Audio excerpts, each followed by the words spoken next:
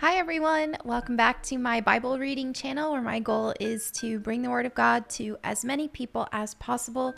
So today I will pick up where we left off in Ezekiel chapter 19. Sing this funeral song for the princes of Israel. What is your mother? A lioness among lions. She lay down among the young lions and reared her cubs. She raised one of her cubs to become a strong young lion. He learned to hunt and devour prey, and he became a man-eater. Then the nations heard about him, and he was trapped in their pit. They led him away with hooks to the land of Egypt. When the lioness saw that her hopes for him were gone, she took another of her cubs and taught him to be a strong young lion. He prowled among the other lions and stood out among them in his strength. He learned to hunt and devour prey, and he too became a man-eater. He demolished fortresses and destroyed their towns and cities. Their farms were desolated, and their crops were destroyed. The land and its people trembled in fear when they heard him roar. Then the armies of the nations attacked him, surrounding him from every direction. They threw a net over him and captured him in their pit. With hooks they dragged him into a cage and brought him before the king of Babylon. They held him in captivity, so his voice could never again be heard on the mountains of Israel. Your mother was like a vine planted by the water's edge. It had lush green foliage because of the abundant water. Its branches became strong enough to be a ruler's scepter. It grew very tall, towering above all others. It stood out because of its height and its many lush branches. But the vine was uprooted in fury and thrown down to the ground. The desert wind dried up its fruit and tore off its strong branches so that it withered and was destroyed by fire. Now the vine is transplanted to the wilderness, where the ground is hard and dry. A fire has burst out from its branches and devoured its fruit. Its remaining limbs are not strong enough to be a ruler's scepter. This is a funeral song, and it will be used in a funeral. Ezekiel chapter 20. On August 14th, during the 7th year of King Jehoiakim's captivity, some of the leaders of Israel came to request a message from the Lord. They sat down in front of me to wait for his reply. Then this message came to me from the Lord. Son of man, tell the leaders of Israel, this is what the sovereign Lord says. How dare you come to ask me for a message? As surely as I live, says the sovereign Lord, I will tell you nothing. Son of man, bring charges against them and condemn them. Make them realize how detestable the sins of their ancestors really were. Give them this message from the sovereign Lord. When I chose Israel, when I revealed myself to the descendants of Jacob in Egypt, I took a solemn oath that I, the Lord, would be their God. I took a solemn oath that day that I would bring them out of Egypt to a land I had discovered and explored for them, a good land, a land flowing with milk and honey, the best of all lands anywhere. Then I said to them, each of you, get rid of the vile images you are so obsessed with. Do not defile yourselves with the idols of Egypt, for I am the Lord your God. But they rebelled against me and would not listen. They did not get rid of the vile images they were obsessed with, or forsake the idols of Egypt. Then I threatened to pour out my fury on them to satisfy my anger while they were still in Egypt. But I didn't do it, for I acted to protect the honor of my name. I would not allow shame to be brought on my name among the surrounding nations who saw me reveal myself by bringing the Israelites out of Egypt. So I brought them out of Egypt and led them into the wilderness. There I gave them my decrees and regulations so they could find life by keeping them. And I gave them my Sabbath day of rest as a sign between them and me.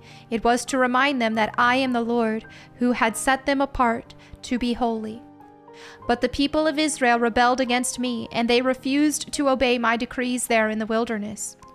They wouldn't obey my regulations, even though obedience would have given them life. They also violated my Sabbath days. So I threatened to pour out my fury on them, and I made plans to utterly consume them in the wilderness. But again I held back in order to protect the honor of my name before the nations who had seen my power in bringing Israel out of Egypt. But I took a solemn oath against them in the wilderness. I swore I would not bring them into the land I had given them, a land flowing with milk and honey, the most beautiful place on earth. For they had rejected my regulations, refused to follow my decrees, and violated my Sabbath days. Their hearts were given to their idols. Nevertheless, I took pity on them and held back from destroying them in the wilderness. Then I warned their children not to follow in their parents' footsteps, defiling themselves with their idols. I am the Lord your God, I told them. Follow my decrees, pay attention to my regulations, and keep my Sabbath days holy, for they are a sign to remind you that I am the Lord your God. But their children too rebelled against me. They refused to keep my decrees and follow my regulations, even though obedience would have given them life. And they also violated my Sabbath days. So again I threatened to pour out my fury on them in the wilderness. Nevertheless, I withdrew my judgment against them to protect the honor of my name before the nations that had seen my power in bringing them out of Egypt. But I took a solemn oath against them in the wilderness. I swore I would scatter them among all the nations because they did not obey my regulations. They scorned my decrees by violating my Sabbath days and longing for the idols of their ancestors. I gave them over to worthless decrees and regulations that would not lead to life. I let them pollute themselves with the very gifts I had given them, and I allowed them to give their firstborn children as offerings to their gods, so I might devastate them and remind them that I alone am the Lord. Therefore, Son of Man, give the people of Israel this message from the Sovereign Lord. Your ancestors continued to blaspheme and betray me, for when I brought them into the land I had promised them, they offered sacrifices on every high hill and under every green tree they saw. They roused my fury as they offered up sacrifices to their gods. They brought their perfumes and incense and poured out their liquid offerings to them. I said to them, "What is this place? Where are you going?" Or where you are going. This kind of pagan shrine has been called Bama, high place, ever since. Therefore, give the people of Israel this message from the Sovereign Lord. Do you plan to pollute yourselves just as your ancestors did? Do you intend to keep prostituting yourselves by worshiping vile images? For while you offer gifts to them and give your little children to be burned as sacrifices, you continue to pollute yourselves with idols to this day. Should I allow you to ask for a message from me, O people of Israel? As surely as I live, says the Sovereign Lord, I will tell you nothing. You say, we want to be like the nations all around us, who serve idols of wood and stone. But what you have in mind will never happen.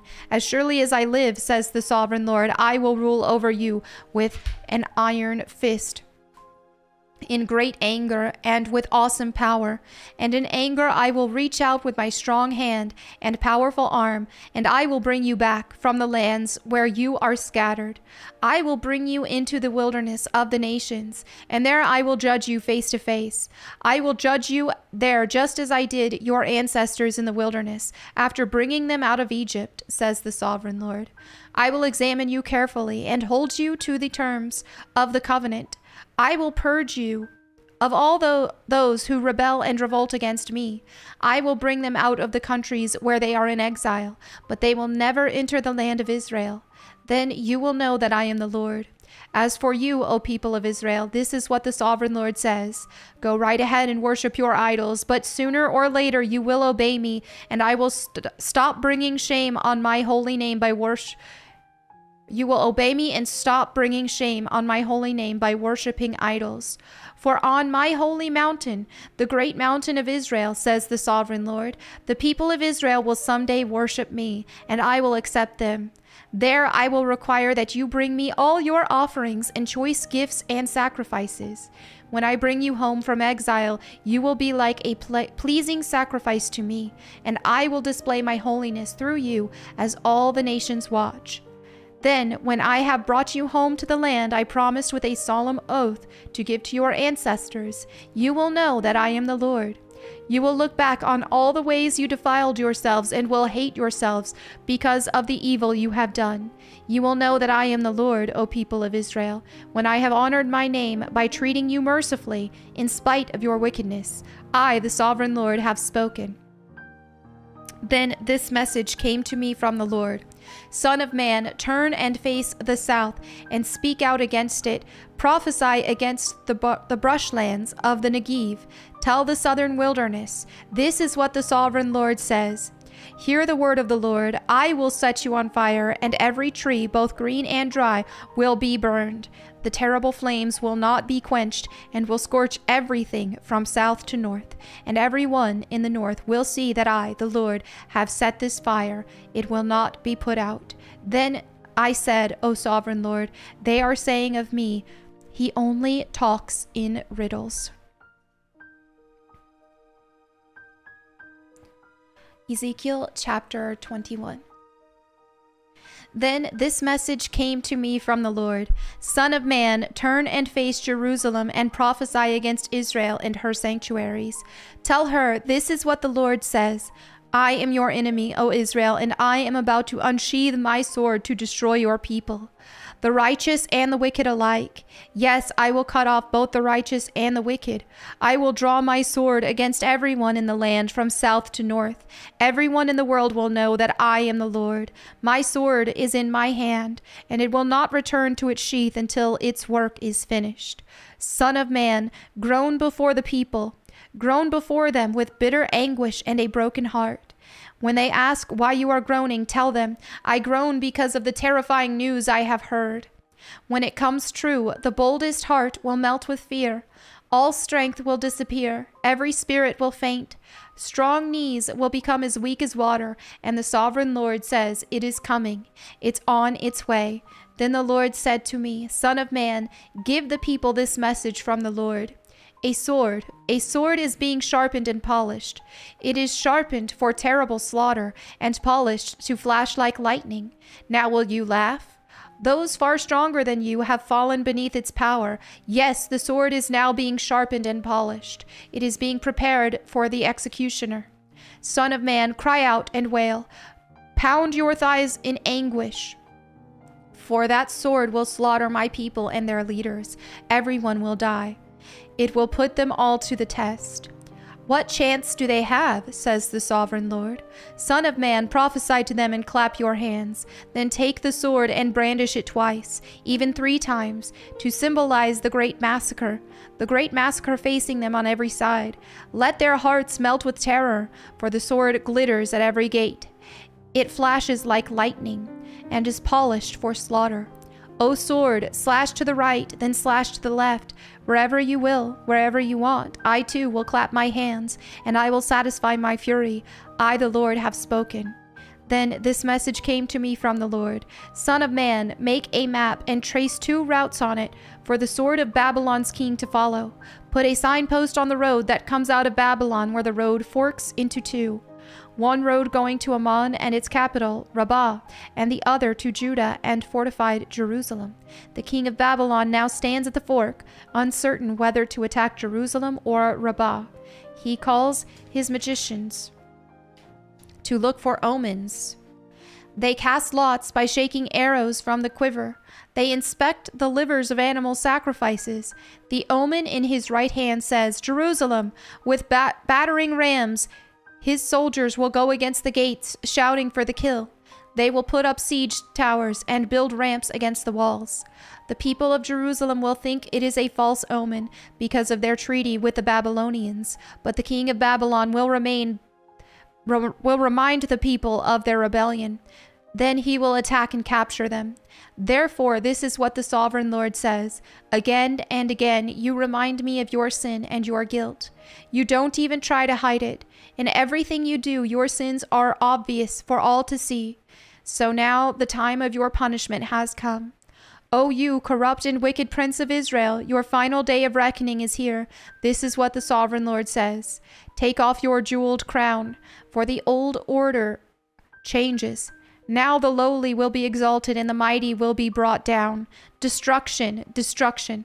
I will surely destroy the kingdom, and it will not be restored until the one appears who has the right to judge it. Then I will hand it over to him.